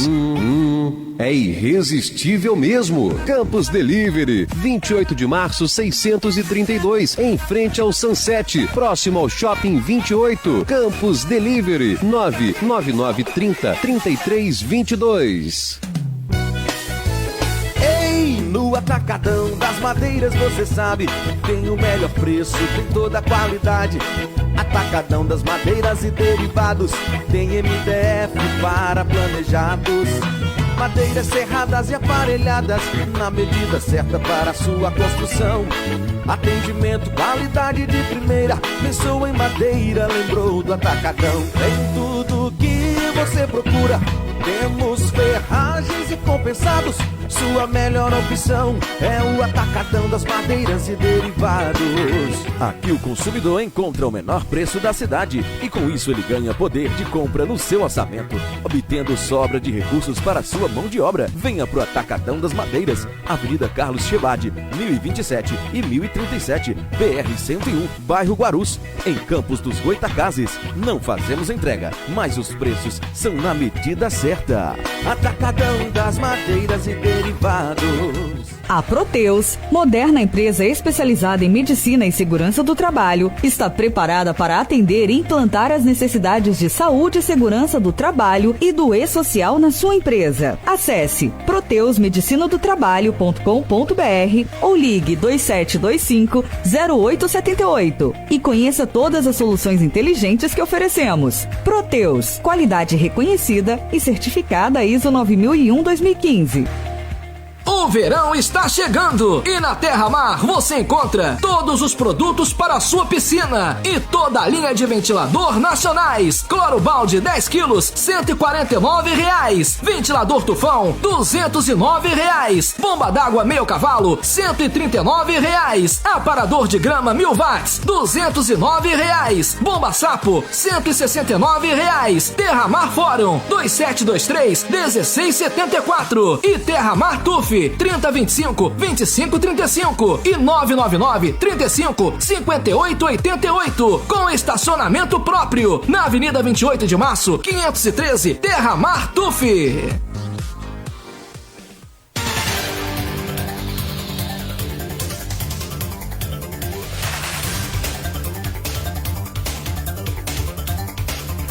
8h12, voltamos com Folha no Ar, primeira edição, oferecimento Laboratórios Plínio Bacelar e Clínica Proteus. E voltamos aqui ao papo com o Wellington Abreu da Silva, que é o superintendente de Petróleo, Gás, Biocombustíveis e Tecnologia da Prefeitura de São João da Barra. E voltamos e abrimos o microfone, porque esse aqui é antigo, tem que abrir, porque ele não abre sozinho. Ele não pensa que a gente vai falar, né? Então, falei sobre aquela história de que parece que os políticos só votam em troca de alguma coisa. A impressão que dá é essa. Olha, preciso aprovar essa lei. Pode ser a mais importante para o país, mas aí tem aquele bloco de políticos, tá bom, quanto é que eu ganho para votar a favor? O que eu ganho para votar a favor? Não é quanto, é o quê? Porque nem sempre é o dinheiro, nem sempre é isso. É o lobby jogando. Eu não queria entrar nessa pauta, Marcos, mas infelizmente, né? Nós tivemos uma eleição bem atípica, eu falo isso porque para mim não foi uma eleição, aquilo pareceu mais um plebiscito. Como eu falei, nossa nação é miscigenada, mas está havendo uma, digamos assim, uma guerra de valores, né, até mesmo entre familiares. Então, o ano passado foi uma coisa bem atípica e nós tivemos a eleição da maioria do parlamento e de um novo presidente, né, no intuito de uma nova política. Então, eu acho que isso aí esse ponto estaria pacificado e hoje nós estaríamos com o parlamento, digo parlamento em matéria de Câmara e Senado, discutindo única e exclusivamente questões econômicas mediante a situação que o nosso país está. Volto a falar, não estou dando minha conotação partidária para A ou para B, mas a minha preocupação hoje, né, como sanjonense e da Fluminense e defendendo a questão dos royalties, justamente isso. O Congresso voltar, como eu falei, não é única e exclusivamente a questão dos royalties que no Supremo que vai definir se é certo ou se é errado. Para mim é certo, já é pacificado. Mas tem a questão do ICMS no destino. Então isso envolve também a Lei Candir. Isso envolve também a questão dos débitos dos demais estados. Para mim, tenho certeza, se os ministros forem votar a questão do royalties do petróleo, eu acredito que o ponto está pacificado, é de direito de quem produz. Mas existem questões a serem pacificadas e serem resolvidas no parlamento, que é o novo pacto federativo. O presidente foi eleito com o slogan dele, né? Menos Brasília e mais Brasil. Sim. Sendo que eu tenho visto, né, Brasília é maior do que o Brasil. Brasília é maior do que os brasileiros, porque tudo parece estar dentro de Brasília e parece que os nossos congressistas e parece que as pessoas do poder de Brasília parece que só andam com o celular na mão mexendo em rede social. Não estou querendo aqui dar nome a ninguém, mas eu acho que tem que se debruçar um pouco mais em cima das matérias que dizem mesmo respeito ao que vai melhorar a economia, gerar emprego e movimentar a economia, porque são milhões de desempregados, entendeu? E agora, ontem mesmo eu estava vendo uma nova PEC que foi colocada deu entrada, que até vou dar uma olhada aqui que eu tenho uma dúvida com relação ao Pacto Federativo, se nele já não está descrito, que aí essa é a minha dúvida que eu não consegui ler ainda, não sei se você tem conhecimento. No Pacto Federativo, há proposta de partilha dos royalties, independente da questão do Supremo, ou a União está fazendo o que ela pode fazer, pegando a parte dela e redistribuindo? Eu fiquei meio na dúvida, porque há um ponto ali de redistribuição de royalties. Só que eu fiquei na dúvida se é a fatia da União, que o Paulo Guedes está propondo que seja redistribuído para estados e municípios, ou se ele quer pegar o todo, inclusive o que é nosso, de quem produz aqui do estado do Rio de Janeiro, por exemplo, e redistribuir. Você tem noção quanto a isso? Perfeito. Só voltando, a PEC que eu falei, é a PEC emergencial, que pode trazer economia anual de 35 bilhões aos estados. Sendo que é uma PEC que ela pode trazer ações previstas como redução de 25% da jornada de trabalho e do salário dos servidores de estados. Estados hoje que poderiam ser beneficiados com essa PEC: Rio de Janeiro, Minas Gerais, Rio Grande do Sul, Maranhão, Mato Grosso, Tocantins, Distrito Federal, Goiás, Sergipe, Santa Catarina, Bahia, Pernambuco, Acre e Piauí. Acho que faltaram poucos, é melhor falar quem não podia entrar, né? E isso aí é a PEC que eu falei aqui com relação à questão da PEC emergencial que deram entrada na sexta-feira. Com relação a isso aí, essa que você falou, é a minha dúvida.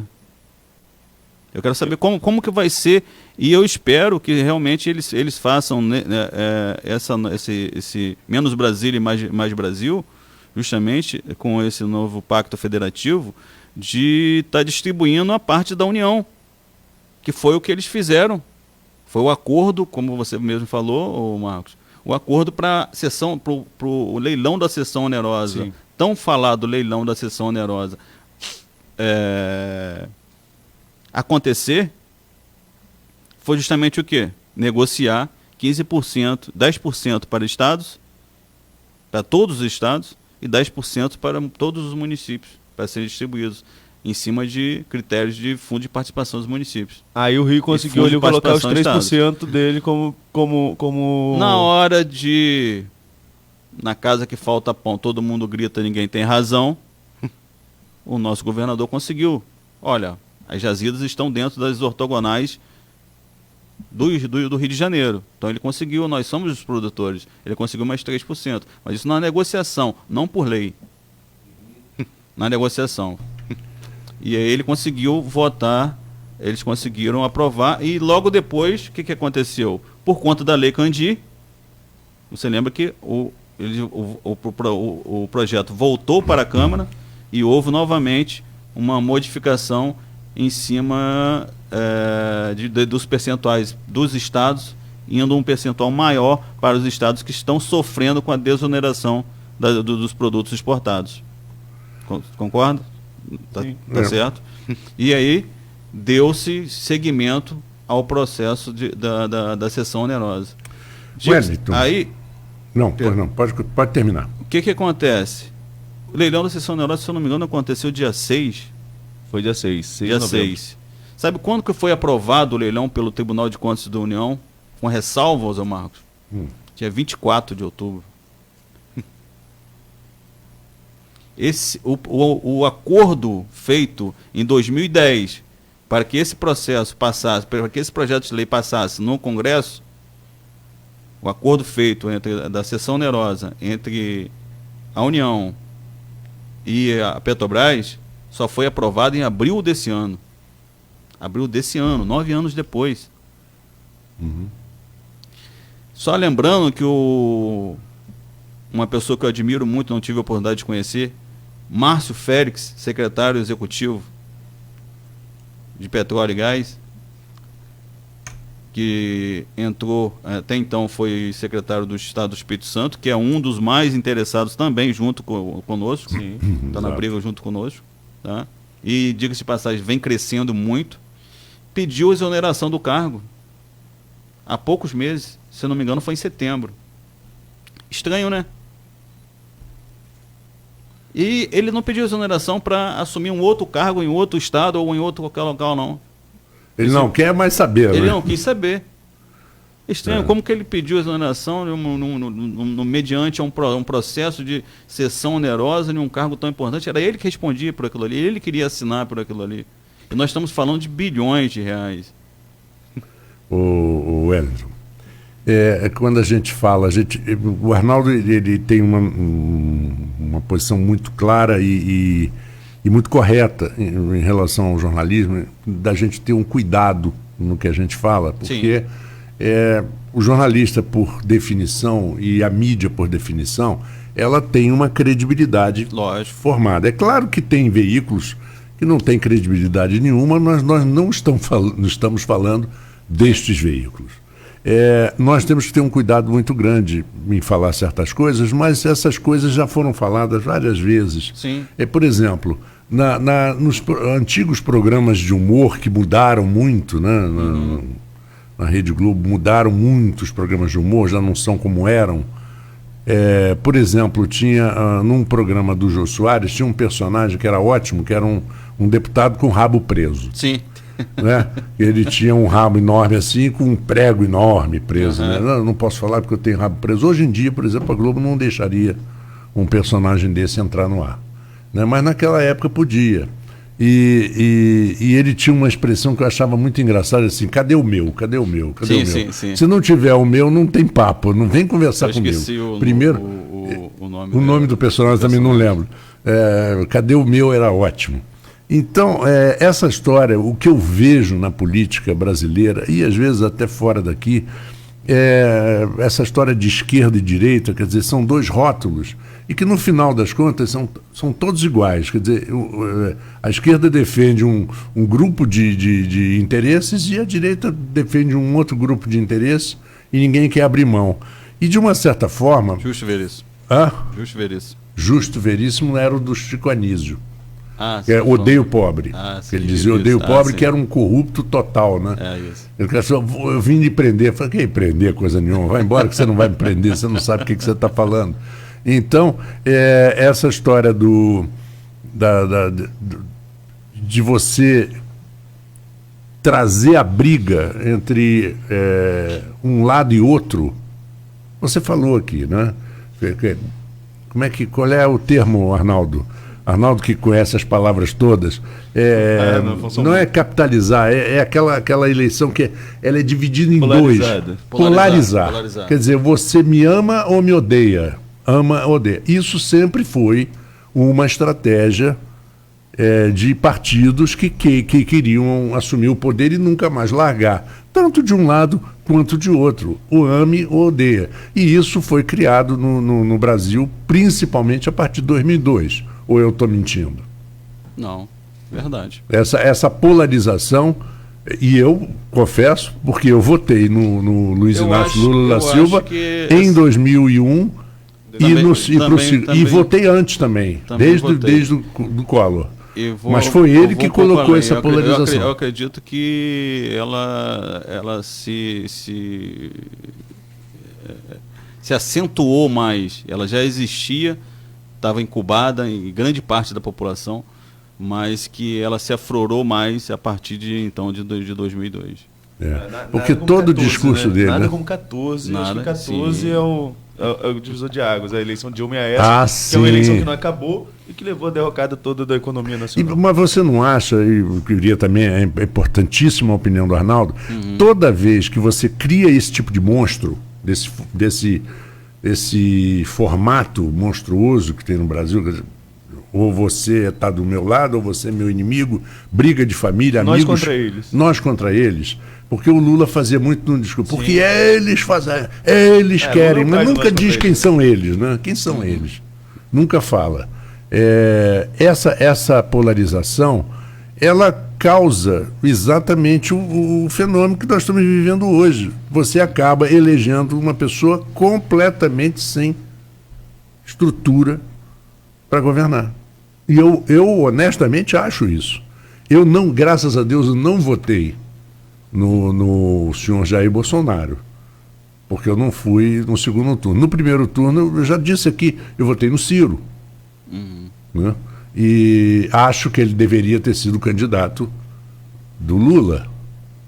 Eu acho, e ele acha também. Eu abro meu voto perfeitamente para você, e vou até mais além. Eu votei no Fernando Haddad no primeiro turno e votei no segundo. Eu não votei. Mas não. No segundo eu não fui votar. Acho que o Ciro, acho que tem muito mais coisa. Brasília Brasília é complexa, tem muita coisa em Brasília. Não, mas o que eu quis dizer é o seguinte, é o risco de você eleger gente... Não votei no Jair Bolsonaro, mas eu torço pelo Brasil, eu torço pelo governo dele. Eu só queria que o pessoal esquecesse um pouco mais... Acabou a eleição, né? Acabou a eleição. Acabou a eleição, exatamente. Nós não estamos no palanque. Você entendeu? Por exemplo, uma declaração do Paulinho da Força, nós temos que barrar a reforma da Previdência, porque se passar e der certo... Nunca mais a gente tira o Jair Bolsonaro. Quer dizer, olha a mentalidade de um Paulinho da Força. Eu quero que dê certo, como eu falei para você. Eu quero que eles esqueçam um pouco. Poxa, o Lula que está solto. Então, deixa o Supremo resolver isso daí. Agora, como eu falei anteriormente, não sei se eu falei em aberto aqui, trancar a pauta do parlamento, tanto das duas casas, para se votar PEC de segunda instância, a gente vai estar trancando uma reforma tributária. A gente vai estar trancando questões que é muito mais importante, que movem a economia do país, que vai estar tratando de empregos. Você está entendendo? Saiu agora, mas essa semana agora, os dados do IBGE. Será que nós vamos ter que contradizer os dados do IBGE? 1/4 da população do país vive com menos de R$450 ou R$425. Isso é alarmante, que isso? Você entende? Então, eu não sou, Marco, voltando a dizer, isso aí eu aprendi com a prefeita Carla, graças a Deus. Na eleição, depois primeiro a bandeira do município, isso ela me ensinou. Entendeu? Além de muitas outras coisas. E para mim, ela, além de uma excelente pessoa, é uma excelente gestora. Mas não estou aqui puxando o saco de ninguém, estou falando a verdade. Tanto é que ela não é só querida no nosso município, mas é querida também em toda a região. Não sou eu que estou dizendo isso. Então, o Marcos, voltando a dizer, o que nós precisamos é que o Brasil, que Brasília trabalhe para o país ir à frente. E eu falo isso, eu não sou economista, não sou político. Eu só quero que nós temos aqui, eu não queria falar sobre isso, não vim aqui para falar sobre isso, nós temos um mega porto aqui, que precisa, que está totalmente, ele tinha uma vertente voltada para várias outras indústrias, para metalúrgica, siderúrgica, indústria automobilística, mas que hoje está totalmente voltada para a indústria de óleo e gás. Nós precisamos que o petróleo saia do chão, que esses parlamentares, esse povo todo, pare de falar em milhões, em bilhões e trilhões de reais e passe a tratar das normas e colocar a coisa para funcionar, para tirar esse petróleo dali. Voltar à realidade. Entendeu? Se vai ser a Petrobras que vai tirar, se vai ser petroleiras estrangeiras, para nós é até melhor. Para nós, que eu falo, para nossa região aqui, é até melhor que envolva a Shell, que envolva a Equinor, que envolva a ExxonMobil, que envolva todas as petroleiras do mundo, que venha todo mundo. Metade da Europa e a Grã-Bretanha estão com juros negativos, com inflação negativa. Eles não têm aonde aplicar dinheiro. Venha aplicar dinheiro no Brasil. Agora, esse excesso de emendas parlamentares, essa questão de esse vai e vem, essa instabilidade jurídica e política no país, que mata o investidor. Qualquer investidor, nós estamos prestes agora, Marcos. Eu nem sabia. Nós estamos prestes agora, Marcos, a ter um IPO da maior empresa do mundo. A Saudi Aramco foi a empresa que mais lucrou no mundo em 2018, 112 bilhões de dólares. É uma empresa que nós estamos falando de lucratividade líquida. Nós estamos falando de uma empresa de 1,5 trilhões de reais. É a petroleira responsável por 10% da produção petrolífera do mundo por dia. Ela vai fazer um IPO de 5% do que ela pode fazer o aporte. Você, como CEO ou como participante de um grupo do compliance, de uma Chevron, você iria deixar de aplicar em uma Saudi Aramco ou você iria vir para o Brasil, onde tem uma instabilidade dessa hoje? Mesmo com campos gigantes como Campos de Búzios, mesmo com pré-sal, com óleo leve, difícil de tirar, mas que antes tinham um valor de $50 para ser retirado, hoje tem um valor a $5. Isso não é dito por mim, não. Isso é dito por empresas contratadas pela própria Agência Nacional de Petróleo, estrangeiras, para fazer esses relatórios, para entregar aos participantes das licitações, que vieram participar das licitações da sessão onerosa. Perfeito. Esse leilão primeiro deixa eu perguntar, Marco, como que a gente está de tempo, Marco? A gente vai direto? Olha, são 8h32, nós vamos direto. Vamos direto? Tá. Vamos direto até às 8h40, 8h45. Beleza, beleza. Então a gente tem 13 minutos e a gente tem que entrar. Eu peço desculpas se... Não. Eu me empolgo porque eu estou à disposição, eu acho que o assunto Como diz a Luísa tem uma frase muito boa, assim, se o jornalista, se ele fala uma coisa e as pessoas não entendem, a culpa é do jornalista. Claro. E eu não vim... Aqui eu controlo. Eu acabei não falando em específico. A gente não veio... O assunto que a gente vai debater, a gente vai ter que entrar nele ainda. Mas eu falo né? aqui. A gente vai ter que entrar. Então vamos. Tinha até algumas notícias que eu queria passar, até para dar uma quebrada na entrevista um pouquinho, pensei que a gente ia ter intervalo. Não, mas é importante. 2 assuntos importantes que a gente não falou. Um é tão importante, é só a questão de futebol que a gente gosta de falar um pouquinho, que ontem o Gabigol igualou a marca de Zico, batendo recordes aí no futebol brasileiro, ao chegar a 21 gols aí como artilheiro do Brasileirão. E só falando do futebol, Marco, para lembrar que ontem eu estava na estrada e estava ouvindo a transmissão nossa aqui da Folha FM, o primeiro tempo, o gol contra o Ilharão, ouvi pela transmissão da Folha FM, mas depois consegui assistir o resto do jogo. E na política sul-americana teve a renúncia, que eu só fiquei sabendo hoje, ontem assistindo do Evo Morales. A renúncia do Evo Morales, é uma notícia importante, né? Isso vai ter consequência. Tem caroço nesse angu. Pois essa renúncia do Evo Morales, eu fui pego de surpresa hoje pela manhã, assistindo ao noticiário, já ali na hora 1, né, da TV Globo, foi a primeira notícia com a renúncia do Evo Morales. E por falar em manchetes, em notícias de destaque, a nossa manchete da Folha de ontem, né, a edição de ontem e de hoje, fala sobre queda de participação especial e queda de royalties, que leva aí a região a medidas de contingenciamento. O Wellington, todo mundo foi surpreendido com esse último repasse de royalties, surpreendido negativamente com esse último repasse de royalties. De participação especial, desculpa, na sexta-feira. O que levou essa queda brusca no repasse, que para Campos, por exemplo, foi o segundo pior da história?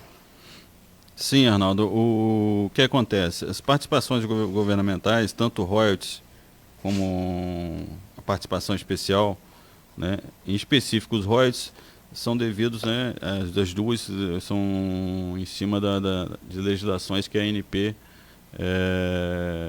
segue para fazer os cálculos e, por seguinte, passar para a Secretaria do Tesouro Nacional.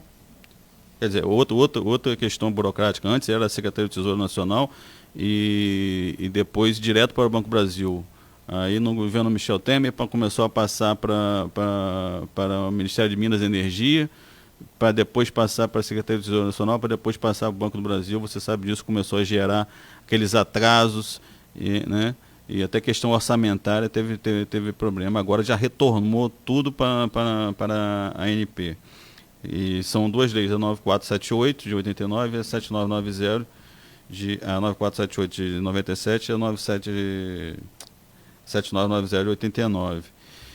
Então, a questão dos royalties, que são mensais, que teriam que ter a data, né, fixa aí todo dia 20 serem repassados, dá até para a gente trabalhar com uma previsão, fazer uma previsão, né, em cima de produção, porque são poucos elementos. É produção, preço do barril no mercado internacional, que é o tipo Brent, e câmbio.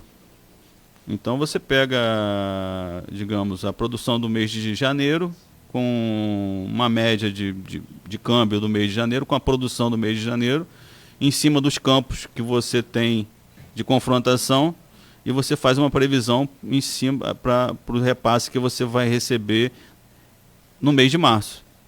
Funciona assim: o que é produzido, os dados referentes ao mês de janeiro, 60 dias depois são creditados para os municípios. Isso, inclusive, né, dou os créditos aqui, que é um amigo que inclusive eu aprendi muito com ele, o Luiz Mário Concebido, na época junto com o Arnaldo Viana, fundaram a Ompetro, e até então, na época, a Petro impetrou com uma ação judicial, objeto dessa ação feita pelo nobre amigo doutor Luzmário Concebida, que é inclusive em cima desse atraso. Esse atraso aí, os municípios hoje recebem um juros, todo mês é depositado aí logo após o repasse uns juros devido a esse atraso, entendeu? De janeiro, por exemplo, como eu falei você, desses 60 dias. Sim. E a ação essa ganha por nós, que nós, inclusive os municípios têm um valor alto, que chega a 2 bilhões de reais, que nós estamos discutindo como vamos receber. A ação que foi copiada pelo governo do estado do Rio de Janeiro, que o governo do estado do Rio de Janeiro recebe a mesma coisa, o governo do estado do Espírito Santo, tá? Então, voltando a essa questão. Então, essa questão dos royalties mensais é mais previsível. Dá para você, então, entendeu? Fazer uma previsão. Mesmo assim, você ainda tem, eu trouxe alguns gráficos para você ver, é quase que um eletrocardiograma de uma pessoa que tem uma arritmia crítica. Entendeu? Sim. Então, como você mesmo viu, todo mundo mesmo viu o caso da Saúde Aramco, que teve um atentado ou não, né? Tomando cuidado, como o Marcos falou, que é com questão com que a gente fala com relação à questão de jornalismo e reportagem, mas eu falo em cima dos dados que eu acompanho no dia a dia, não só esse, mas como todos que eu venho falando até agora. Houve um aumento no valor do petróleo, mas é um aumento que foi significativo, mas pequeno durante pouco tempo, 3, 4, 5 dias, e rapidamente uma petroleira como essa acabou colocando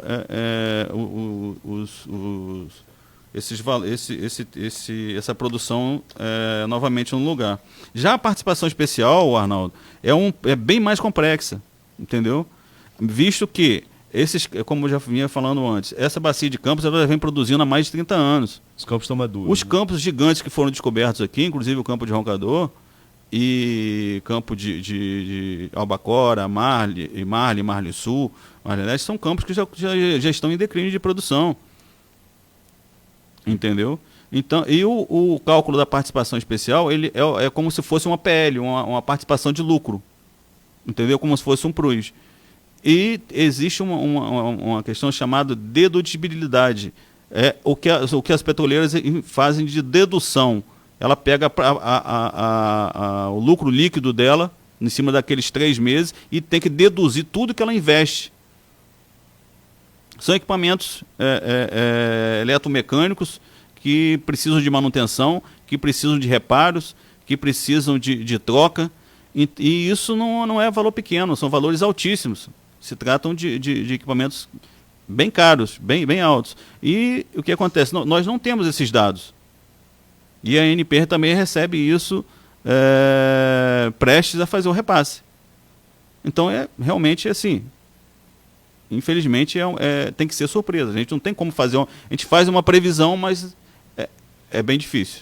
Então, não tem nem como falar no que esperar, porque, por exemplo, Campos diziam que especulava-se que seria 28 milhões e veio 16,9, quase 17 milhões. Sim, entramos em contato até, eu venho conversando com todos os colegas, não só daqui de Campos, o Diogo e o Maurício da ANP, que presta um excelente atendimento para a gente do setor de participações governamentais. Infelizmente é isso. Houve um acréscimo de 20% em cima dessa dedução e nós não esperávamos, que gerou isso daí. Agora a gente vai aprofundar isso. Eu venho conversando com o Diogo, nós vamos aprofundar isso daí e vamos buscar dados para que a gente possa tentar fazer uma previsão mais justa, que chegue mais a esse ponto. Mas é para se preparar para o pior. A gente precisa estar se preparando para o pior. Eu sempre falo isso com a prefeita. É ter cautela, se preparar e ajustar o orçamento, ajustar a máquina, para não se comprometer no limite. Não se comprometer no limite. E a nossa dependência é altíssima, não só do município de Campos, mas de todos. Né? Em Campos aqui teve, e diga de passagem, não queria relatar isso, mas em Campos infelizmente teve esse caso no governo anterior, que fez essa antecipação aí que prejudicou bastante. Chamada venda do futuro aqui. Isso, é possível a gente imaginar que a região possa um dia voltar a ter royalties e participações especiais como já aconteceram? Sim, inclusive porque nós estamos dentro do polígono, toda a bacia de Campos está dentro do polígono pré-sal. Até esqueci de falar isso, porque a questão é o seguinte, como a gente fala pré-sal, as pessoas acham que pré-sal é só a bacia de Santos ou é um campo de futebol. Não, é um polígono 3 vezes o tamanho do estado do Rio de Janeiro, que se estende entre Santa Catarina e São Paraná e Santa Catarina ali ao sul da Bahia. São 3 vezes o tamanho do estado do Espírito Santo. O advogado, só para a gente encerrar, o advogado Gustavo Viedo, ele defende na matéria que saiu na edição de ontem da Folha que a sociedade civil organizada se mobilize para discutir a questão dos royalties, passar por essa crise com uma discussão de ideias realmente, cada setor oferecendo sua ajuda nesse sentido. Eu recebi ontem, você deve ter recebido também, de São João da Barra, que vai ter uma discussão com o professor Alcimar, com o Danilo, falando sobre essas questões de royalties e São João da Barra. Como que você vê essa mobilização começando agora, num momento como esse de crise, e se é realmente importante, do seu ponto de vista, que a comunidade passe a participar mais dessas questões e entenda o quanto é importante o recurso para o município produtor? Eu não acho que é importante, não. Acho que é fundamental. Nós estamos num Estado democrático por direito, é democracia. E como eu falei com o Marcos aqui, o cidadão não tem que só cobrar, não. Ele tem que exercer o direito da cidadania dele. Nós temos as casas legislativas, nós temos as câmaras, nós temos os vereadores. E a prefeita está em aberto também para conversação. Isso aí eu acho que é não só legítimo, como é obrigatório. Né? O professor Alcimar, que eu respeito, todos da classe acadêmica, seja ela de São João da Barra, seja ela de onde for, nós temos que respeitar, temos que nos unir, independente de questões partidárias, e irmos muito mais além da nossa região, do nosso estado, buscarmos apoio, principalmente o nosso vizinho Espírito Santo, que está muito mais organizado do que nós. Outros estados também, como nós temos Rio Grande do Norte, como nós temos Sergipe, como nós temos Alagoas, como nós temos também São Paulo se organizando. Existe um grupo de trabalho formado, junto com a FIP, em defesa dos royalties também, e agindo diretamente junto ao Supremo Tribunal Federal. E a minha proposta a minha ideia é justamente a seguinte: aqui nós busquemos os parlamentares. Nós temos sem querer fazer merchan de nenhum, mas nós temos um excelente parlamentar que é conhecedor da causa, que é o doutor Cristiano Áureo. Sim. Está à frente, né? Como temos também na Câmara Federal. E que pode ser a doutora Soraya Santos também, né? Temos o Vladimir também daqui de Campos. Nós temos todos eles, temos parlamentares também do Espírito Santo. Temos que buscar uma frente em conjunto para buscar justamente fazer o quê? Saber o que está acontecendo com relação, o que vai acontecer, qual é o projeto desse novo pacto federativo, o que a União tem que fazer. Que a União abra mão da parte dela. A maior parte da participação especial vai para a União. A maior parte dos royalties vai para a União. Que se discuta também, que se discuta também o ICMS. Sim. Claro, tem que discutir, tem que haver uma compensação. O Arnaldo sempre disse que, e você chegou a se falar aqui, a concessão do royalties foi exatamente uma compensação pela perda do ICMS. E isso foi uma mão grande, né? E principalmente, essa foi uma mão grande. Que eu não esqueço é o seguinte, como eu volto a falar, importantíssimo, nós temos instituições que não podem ficar fora desse debate. A Organização Nacional das Indústrias do Petróleo, UNIP, a Bespetro, a Associação Brasileira das Empresas Prestadoras de Serviço, onde nós temos a Karine Fragoso, onde nós temos o Gilson Coelho, onde nós temos que estar colocando a Firjan. Firjan está envolvidíssima desde... Temos que colocar todos esses Folha. atores, entendeu? Porque é importante a indústria do petróleo. Não estou falando aqui que com relação a só a questão de royalties, de defender royalties nos cofres, não. É importante a criação de emprego. É importante as empresas virem, movimentar, tirar o petróleo. Bom, Arnaldo, chegamos ao final. Mas você finaliza, por favor. Não, só deixa, já que acho que a gente já até passou o horário um pouquinho. Esqueci o Instituto Brasileiro do Petróleo, sou Antônio Guimarães. Só deixar o convite já para amanhã, que amanhã a gente vai estar com o Darcileu Amaral, secretário de Segurança Pública de Campos, falando sobre essas questões de segurança. E só para dar um gancho para o Wellington finalizar a participação dele, existe um impacto social muito grande nas cidades que são produtoras de petróleo. A gente pega Rio das Ostras, por exemplo, teve um boom populacional muito maior do que o país. A população de Rio das Ostras subiu demais. As cidades que são produtoras, embora a exploração seja em alto mar, mas as cidades sofrem impacto da mobilização de trabalhadores, e isso demanda oferta de serviço por parte do poder público. Esse é um argumento que tem que ser levado em consideração, no seu ponto de vista, no parlamento, para a questão da redistribuição dos royalties, de saber que quem produz não é só o campo de produção, não é só a plataforma que está em alto mar, mas a cidade também sofre esse impacto, sobretudo com essa mudança populacional, cria-se uma demanda por serviço muito maior? Sim.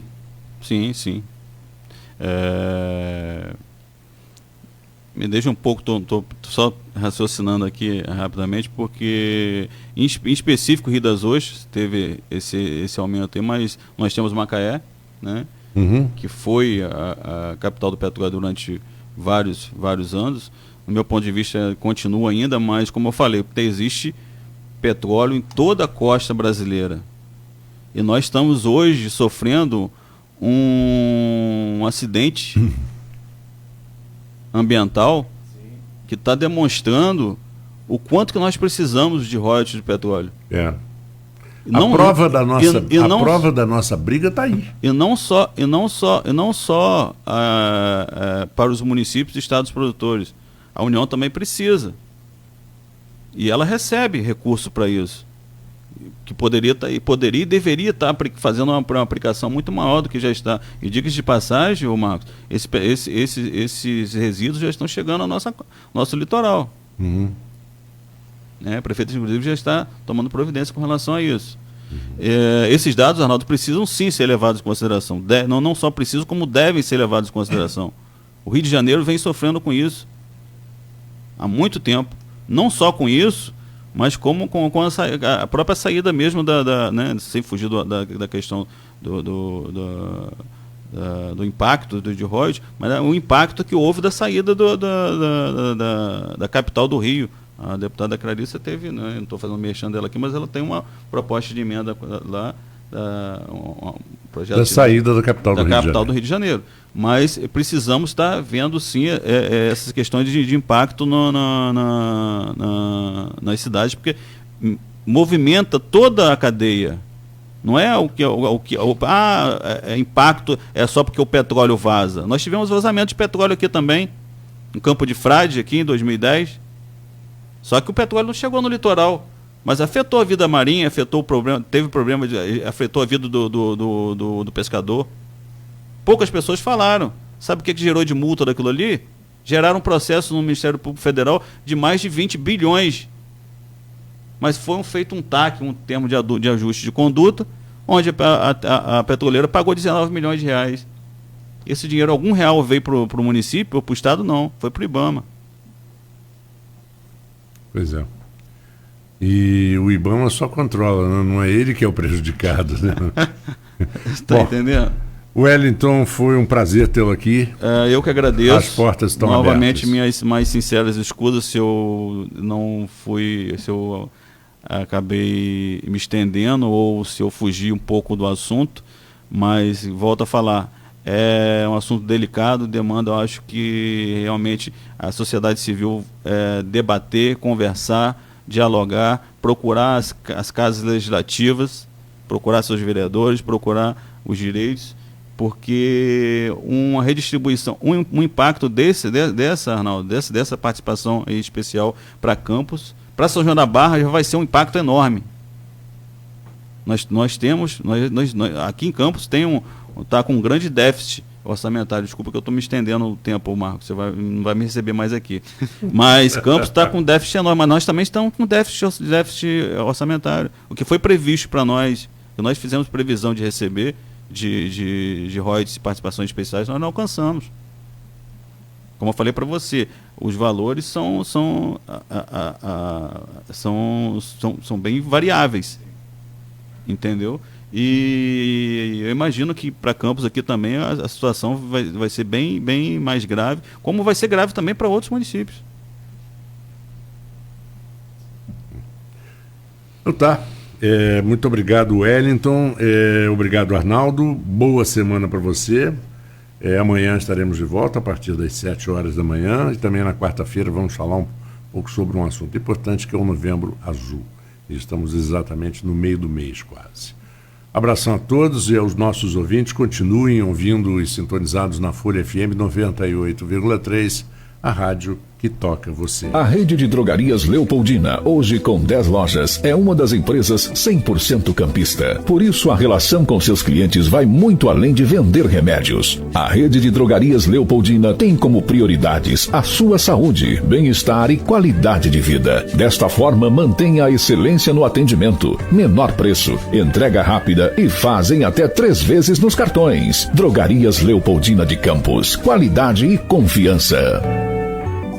A Proteus, moderna empresa especializada